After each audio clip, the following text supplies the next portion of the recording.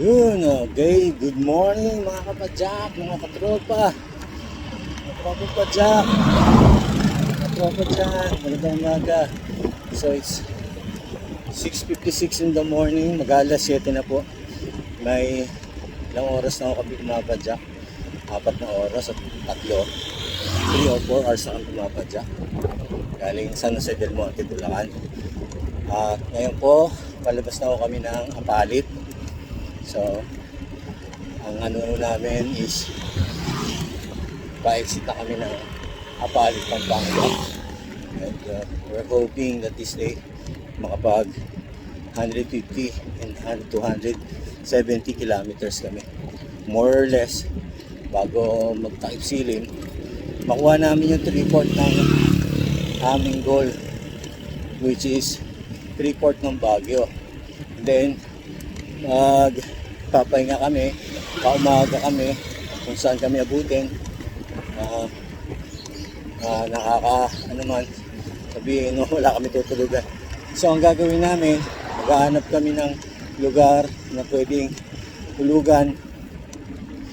Kasi, medyo marami kami, 19 bikers kami, all in all.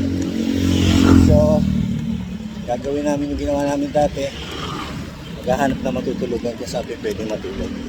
And hopefully makapag-wash, makapagpalit, makapag-aligo mamaya bago magpahinga.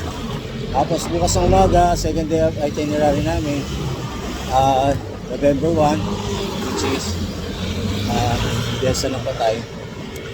Makakit kami ng Baguio via Marcos Highway kasi ngayon bawal po sa Canyon Road. So the local government of Baguio until now sinasarado pa yung Canyon Road sa lahat ng mga sasakyan kasama yung bisikleta. So nirule out na namin yon, Canyon Road negative na, di na kami makakit doon. So didiretso kami bukas via Marcos Highway papuntang Baguio. And hopefully bago mananghalian o hapon maybe makita namin yung Baguio, then makababa kami ng Canyon Road papunta ng Lion's Head kasi bawal nga umakyat ng Canyon Road. So bababa kami from Baguio papuntang Lion's Head, mga 7-8 kilometers lang naman yon, and then aakyat ulit kami ng Baguio kung saan kami mag-overnight o matutulog. Then kinabukasan mamamasyal sa iikot sa Baguio kung ano mapasyalan bago dumiretso ng terminal sa hapon o gabi kung kailan pwede kaming sumakay ng bus pauwi ng Manila o ng Bulacan.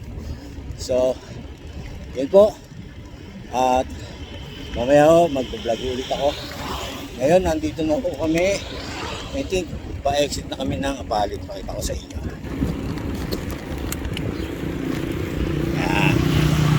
Ako yung nasa ulian.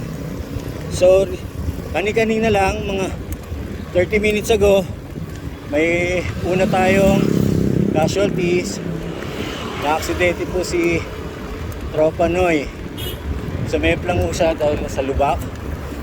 And unfortunately, may sugat po ang kanyang tuhod. Mababaw lang naman pero open wound. So, nilapatan agad natin ng first aid. Nilugasan ng alcohol, nilagay ng betadine, and then buti na lang may dala akong gauze pad at medical tape. So nilagay namin ng gauze pad yung kanyang sugat para hindi ma-infection dahil gawa ng dumi tsaka langaw.